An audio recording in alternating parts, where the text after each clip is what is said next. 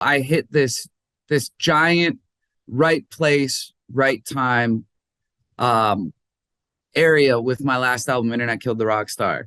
And for a second, I was really thinking to myself, like, how do I top this, right? How do I go into this and deliver the same impact in numbers? And um, throughout the last about year and a half, maybe a solid year, I had released like singles and whatnot.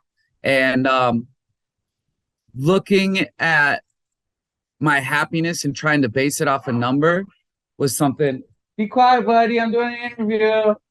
Um, Trying to base it off that really threw me off for a second. And I had to come back to terms with myself that the gratitude that I have to be this deep in my career and to understand that the ups and downs are truly what makes you grow in life. A lot of times the downs are, the Hmm. downs are really what pushes you to be a better person.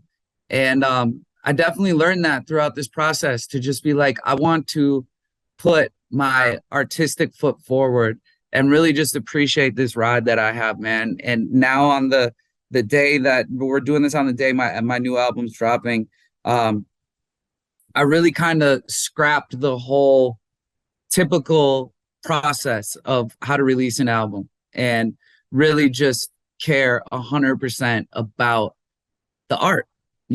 I really, really put that first. And so now I'm appreciating a day like this even more because I'm not basing this on a number to give me my success. Was there pressure like from the industry to hit a number or internally, or where was that coming from? I would say it was really internal, Finn. It was like I wanted to outdo myself. And I think like, yo, is should I be saying this out loud? Is it like something that I should be saying out loud, going like, my songs that I released going up to this album didn't perform like the last songs that I released going into my last album? Should I be saying that out loud? Should I be pretending that I have the same amount of like quote unquote momentum that I had going into this? Like, I'm not going to hide that. Right. I definitely was giving myself this expectation of a very dangerous word, which is success and Hmm. making it. It's a very dangerous word to try to define that. And I all the way up until about a month ago had been, man, I kind of don't enjoy the word stress because I'm so lucky to be able to be an artist, but I was like stressed out, like where is this outdoing myself that I was thinking that I had to do? Where is that? And I think it is an important conversation because anyone that dropped music during that pandemic, I think, saw the biggest numbers that they ever had. It makes sense. Everyone's at home listening to music, right? Right.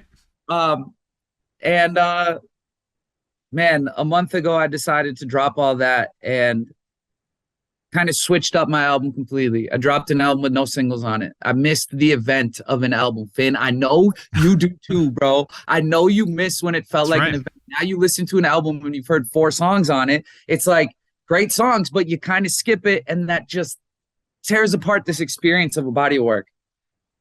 So it sounds like, well, I could imagine that there are people on your team at the label, whatever, that might be like kind of a little bit nervous about this. Like, I don't know, Mod, it's a singles world. What are you doing? Yeah, yeah, Where, a so, hundred percent. but I know that you have a plan. So tell me Yeah. about it. So, like I said, I grew up going to the record store or Best Buy on Tuesday, skipping school that day, going buying the record, driving it all around, listening to it front to back.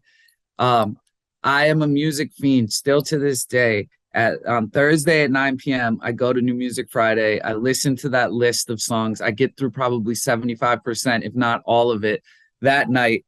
And I I just missed that feeling, man. And so when I brought this idea up, I'm very grateful. I work with this awesome label called Big Noise. One of the owners worked at Vagrant Records. The other owner is Nick Gross, this amazing young entrepreneur. And the other one is John Feldman, singer of Goldfinger.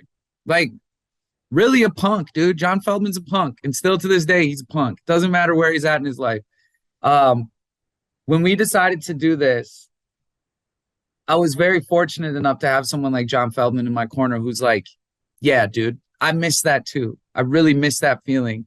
And I think that this is like such a way to shake up the monotony that everyone's feeling. And also to be an artist, Finn, like Mm-hmm. I enjoy that, I don't really have like awards to show for my artistry, but I do know that other artists enjoy what I do. They tune in, they like the visuals that I make, they enjoy the songs, they like that I'm pushing creativity always.